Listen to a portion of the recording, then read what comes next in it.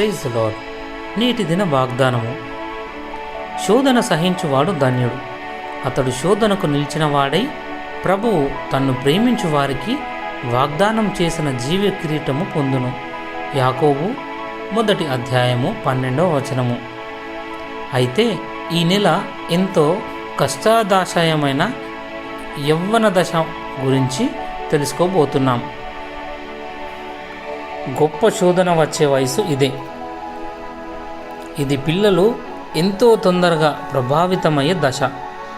హవ్వాను శోధించిన సాతాను ఎంతోమంది యవ్వనులను ఇంటర్నెట్, సినిమాలు, మత్తుమందులు, నీలి చిత్రాలు ఇంకా ఎన్నెన్నో వ్యాపకాల ద్వారా తప్పుదోవ పట్టిస్తున్నాడు.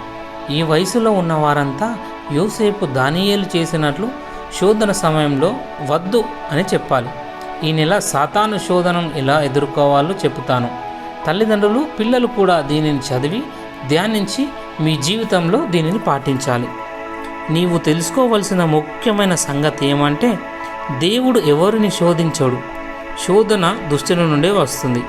ఆయన ఎవరిని శోధింపడు గనుక ఎవడైనాను శోధింపబడినప్పుడు నేను దేవుని చేత శోధింపబడుచున్నానని అనకూడదు అని యాకోబు కూడా చెప్పాడు. కానీ శ్రేష్టమైన ప్రతి ఈవియు, సంపూర్ణమైన ప్రతి వరము దేవుని నుండే వస్తాయి.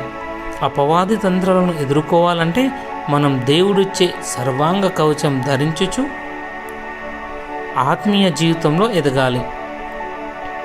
వాడు నీ నుండి పారిపోవడం తప్పితే వేరే గత్యంతరం లేదు. మరి నీవు సిద్ధంగా ఉన్నావా? అయితే వెళదాం పద. దేవుని సహాయం కొరకు అడుగుదాం. ఆయన మనకెంత అవసరమో కదా. ప్రార్థన. తండ్రి అయిన దేవా, నీవు సర్వజ్ఞాని అయిన దేవుడవు. నా సర్వస్వము ఎరిగిన వాడవు. నాలో, నా శరీరానికి, ఆత్మకు గొప్ప పోరాటం జరుగుతుందని నీకు తెలుసు. సాతాను నా జీవితంలో కలిగించే ప్రతి శోధనను నేను ఎదుర్కొనుటకు సహాయం చేయము. ఇట్టి కృప దయచేయమని యేసు ప్రభుని నామంలో ప్రార్థిస్తున్నాను. ఆమెన్.